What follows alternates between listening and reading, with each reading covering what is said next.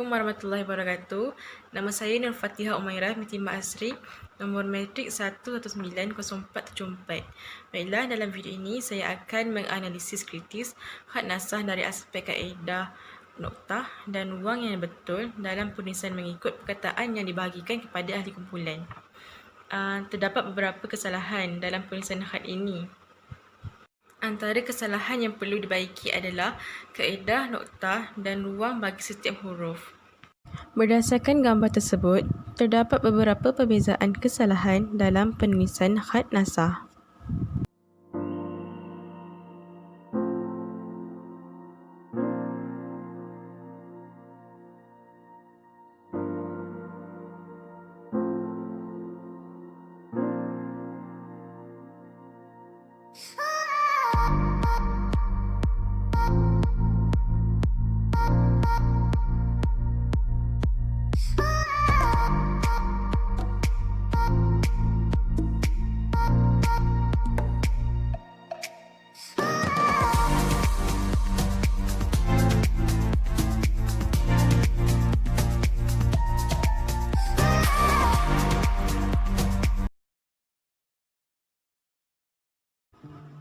Kaedah noktah pada huruf alif mufradah adalah sebanyak 4 noktah pada ketinggiannya.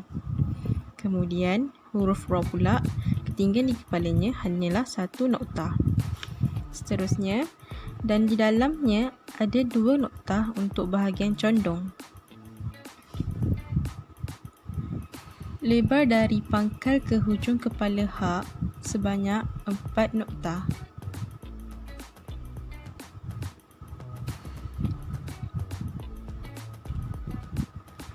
Ketinggian kepalanya mempunyai 1,5 noktah.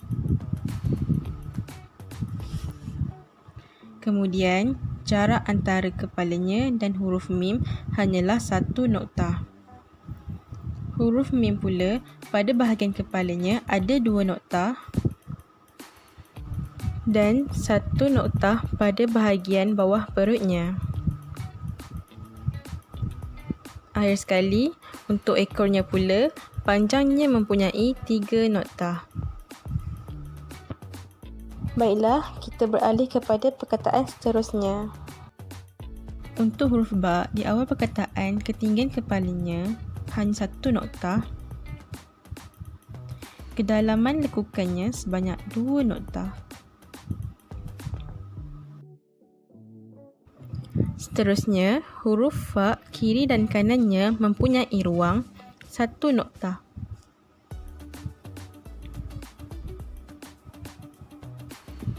Kemudian, kecendungan di kepala huruf fa pula 1 noktah. Bagi huruf dha, kelebaran badan hurufnya sebanyak 3 noktah dan 1 noktah di bahagian kepalanya. Ruangan di dalamnya pula mempunyai 1 noktah. Seterusnya, huruf lam di tengah-tengah pula 2 noktah pada rumah sebelumnya dan ketinggiannya sebanyak 4 noktah seperti huruf alif. Akhir sekali, huruf kaf yang berada di akhir perkataan pula mempunyai rumah sebelumnya sebanyak 2 noktah dan kelebaran pada bahagian yang mendatar sebanyak 4 noktah. Sekian, terima kasih.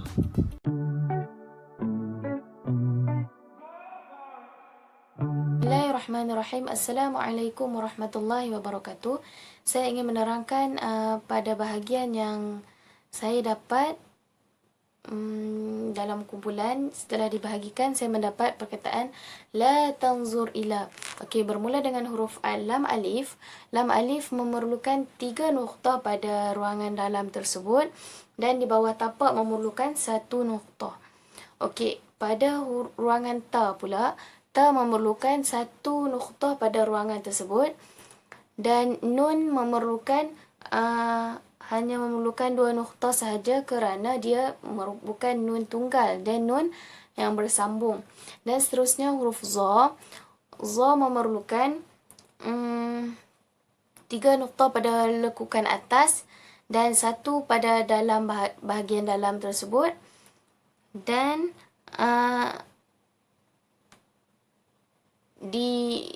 dan 2 noktah pada bahagian sambungan ayat sambungan huruf seterusnya. Kerana apa? Kerana za di sini bukan za tunggal, iaitu za sambungan. Dia memerlukan 2 noktah pada hujung untuk sambungan huruf seterusnya. Okey, seterusnya huruf ra. Ra di sini memerlukan 2 noktah dalam lekukan tersebut, dan di bawah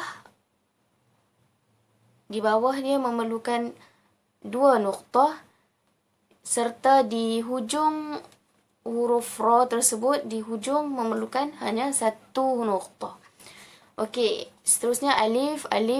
Sebagaimana yang kita ketahui, alif memerlukan 4 noktah, dan lam, untuk lam sambungan memerlukan 1 noktah sebelum bersambung dengan huruf yang seterusnya. Okey, seterusnya huruf ya, iaitu huruf terakhir untuk bahagian saya, huruf ya. Huruf ya di sini ya sambungan, dia memerlukan 2 noktah, dan kemudian 1 noktah di bahagian dalam, dan permukaan dalam tersebut dia memerlukan 3 noktah. Dan pada akhir sekali dia memerlukan 1 noktah di bahagian luar dia. Itu saja.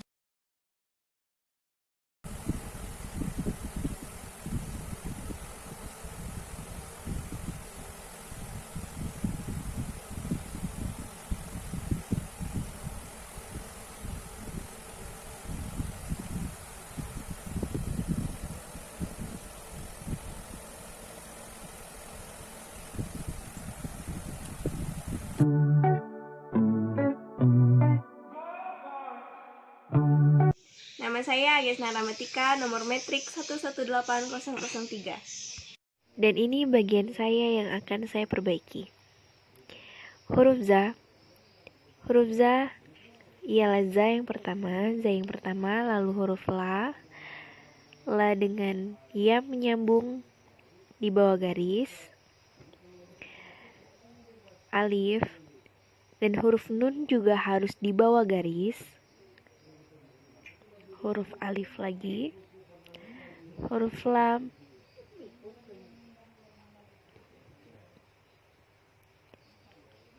ra, iya, dan mim. Mim harus berada di, lalu saya menambahkan titiknya dengan marker yang berbeda.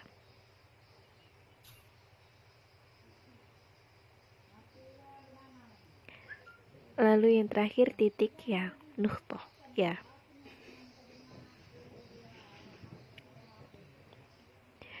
Lalu saya juga menambahkan harokat.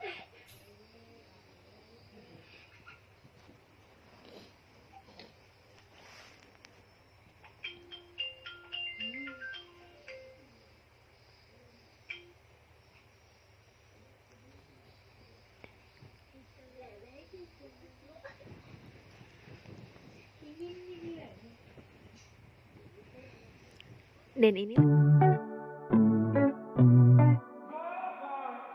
Bismillahirrahmanirrahim. Assalamualaikum warahmatullahi ta'ala wabarakatuh.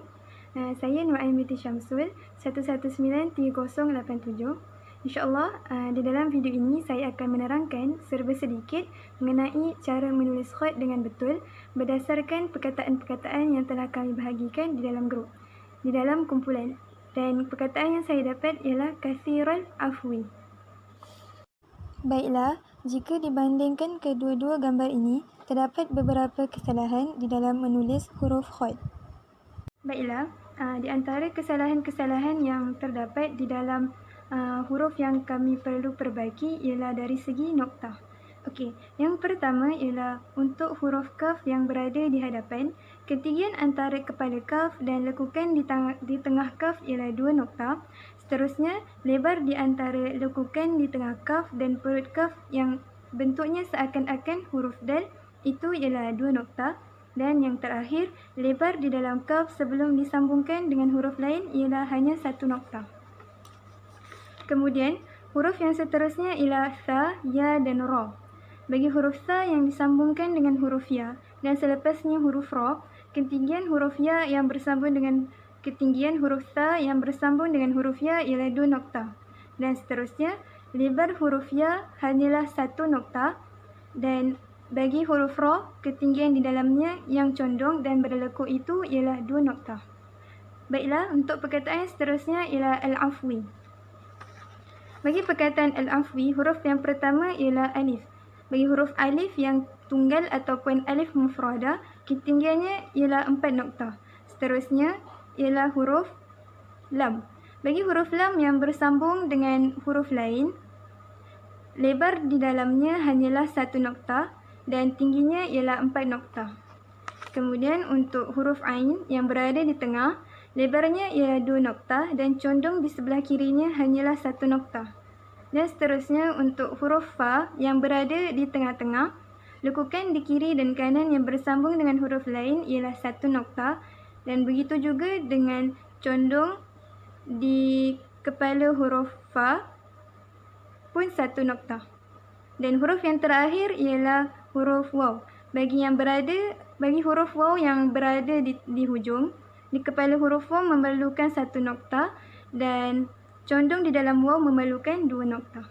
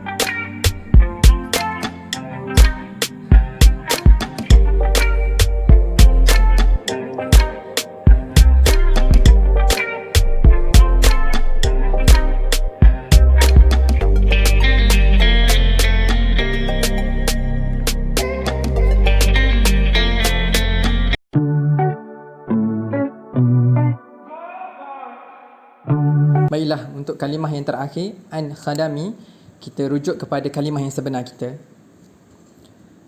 Kepala ain hanya memerlukan 1 titik sahaja dan juga bukaan ia memerlukan 2 titik. Nun tidak ada masalah ya. Kita rujuk kepada kalimah yang kedua, kha. Panjang kha memerlukan 3 titik sahaja, manakala start daripada atas ke bawah, bermula daripada atas ke bawah memerlukan 1 titik sahaja. Kita lihat kepada huruf dal ya, lekukan dal halus melengkapi lekukan 45 darjah ya, manakala yang tersedia bukaannya sangat tinggi. Bukaan lekukan sangat tinggi. Dan huruf mim, sekiranya kita dapat lihat ya, huruf mimnya sangat besar. Huruf mim sebenarnya memerlukan 1 titik sahaja, 1 titik di bahagian tepi dan juga bukaan daripada bawah memerlukan 2 titik sahaja. Itu sahaja daripada saya. Terima kasih.